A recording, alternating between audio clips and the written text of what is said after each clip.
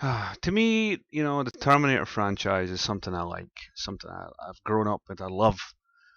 Kind of like a beloved family pet that I loved, and it was a puppy and it was great, and then it was older, it was great, and then it was a bit too old, and I tried to convince myself it was still the same dog it was, and still threw the ball, but it wasn't quite as fast, and then it passed away, and you know what, then somebody dug it up, put a collar on it, and dragged it around saying, look, it's the same dog, but you know what, it isn't. It's kind of how I feel about Genisys, because flipping Terminator Salvation was the flipping burial. This is some horrible, exhumed remains of a franchise. And whatever I was expecting from it, I wasn't expecting Terminator 2. People go, oh, well, it's never going to be as good as Terminator 1 and Terminator 2, so, just lower your expectations and just accept any old crap, basically. No, I was expecting Terminator 3 level. I was expecting a bit of cheese, maybe a fun action sequence, but no.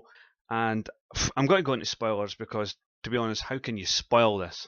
Right, so first of all, we're in the future, and the future that they've created is not like the really nightmarish, horrible, cold, unemotional, like machines control the future that we've seen in Terminator 1 and Terminator 2. It's more of the, hey, it's the future. We've got ray guns and there's killer robots and look at what they can turn into. They can transform into this and that as they fly around there and shoot pew pew pew pew. It's more like Star Wars, and that's not having a go at Star Wars. That's what it's like, and that clearly reflects right away. Oh, we're in PG-13 territory, and hey, PG-13 R. Does it make a film good? No, but this is still something I'm going to pick on because it's an R-rated franchise, and when you've got an unfeeling intelligence that's wiping out human and biological life and has no qualms about anything. No, you don't create this kind of cheeseball future. Kyle Reese is Jai Courtney, who is nothing like Michael Biehn, and he's all buffed up and stuff, which really makes no sense because Michael Biehn was like a wiry guy. Because you know why he was like a wee wiry guy? I'll tell you why. Because he was living in a shithole future where people ate rats and gruel.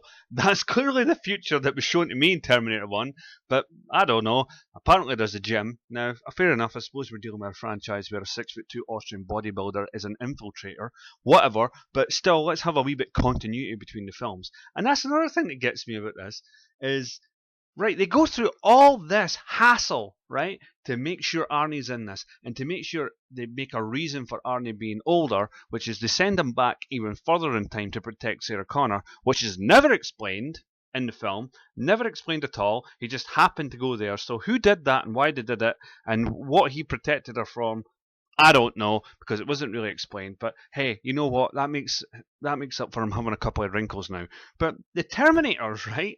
T800 Model 101, which is what Arnold is, are a dime a dozen. There's hundreds of them. Not only is there hundreds of them, there's hundreds of them that don't even look like Arnold Schwarzenegger. There's different model numbers. There's T800 Model 102. There's T800 Model 085. I don't know, but there was certainly other ones because you've seen that in the first one. And the fact that by coincidence they keep sending this model, you have to cook up a contrived reason why this actor has to be in the film, and yet when it comes to the human characters, Sarah Connor, Jai Courtney, you just go, oh, who cares, we'll just get some actors that look nothing like them, even though they're the human characters, and it makes the least amount of sense for them to change. So it starts off in Terminator 1, and this amazing CGI Arnold goes up to some terrible punks who look nothing like the punks from the original one. One of them was Bill Paxton and had like a tire thing in his face. So clearly they've only seen Terminator 1 once. I mean, they went through all the trouble to get the CGI for Arnold to look just like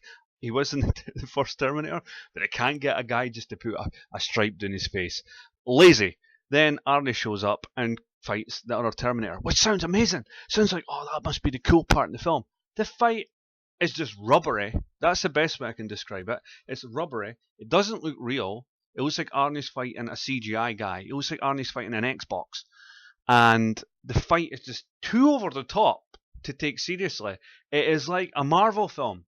It's like a fight between Iron Man and the Hulk or something. That's what it reminds me of, because they pick up he picks up a parking meter and starts banging him over the head with it because he's super strong, right?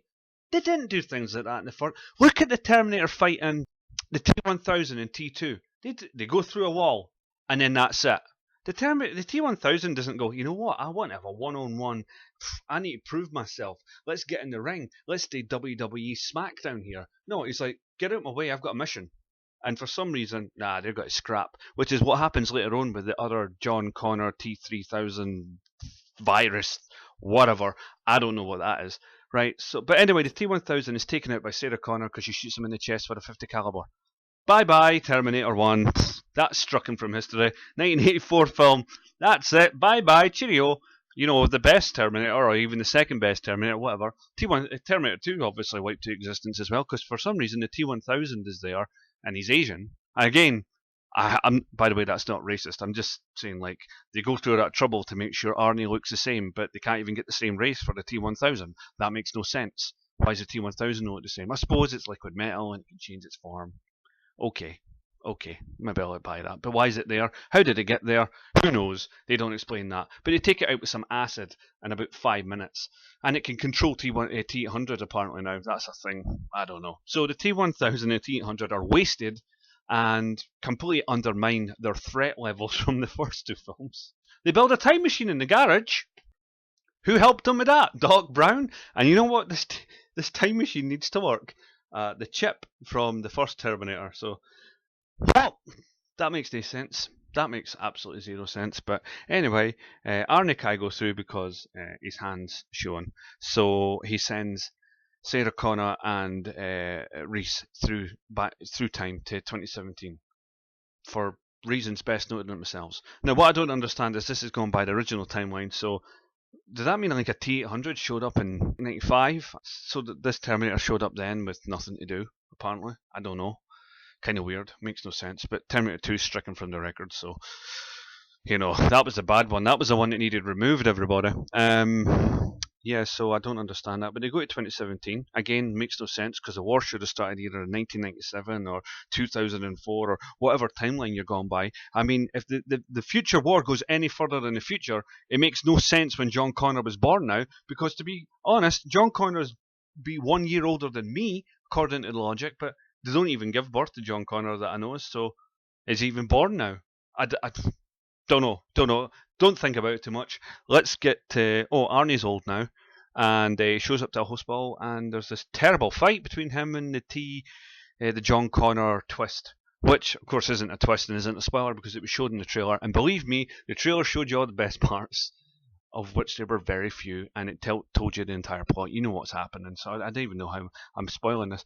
Blah, blah, blah, they have this terrible CGI fight. The other part that happens is they get in a school bus, which you've probably seen, they flip the school bus, and most people go, oh, that is practical. Well, they did actually flip a school bus in front of a blue screen, and if you call that practical, fair enough, but they put so much CGI over it that it might as well have not been practical, and it defies logic, and it is a very short and mediocre action scene. Is it fair to compare it to the action sequences from Terminator 1 and Terminator 2? I mean, I suppose the Terminator 1 sequences are just efficient. They're not really spectacular. The Terminator 2 action sequences are still, in my opinion, some of the best chase scenes put to film, so it's hard to compare it to that. But even the chase scene in Terminator 3 and that one sort of truck chase from Salvation, which is another film I didn't really care for, but it was an exciting chase sequence.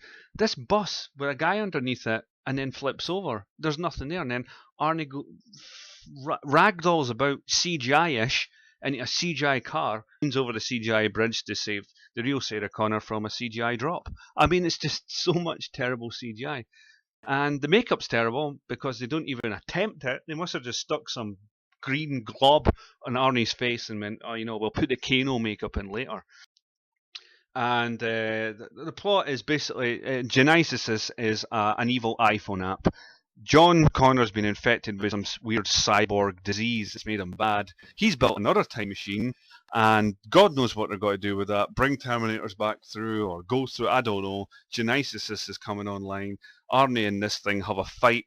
There's a hologram that keeps coming out and annoying everybody. This It reminds me of the little girl from Resident Evil movie, and it's irritating. It's like it's taunting him. The T3000 John Connor fights the T800, scraps him, tells him he's old.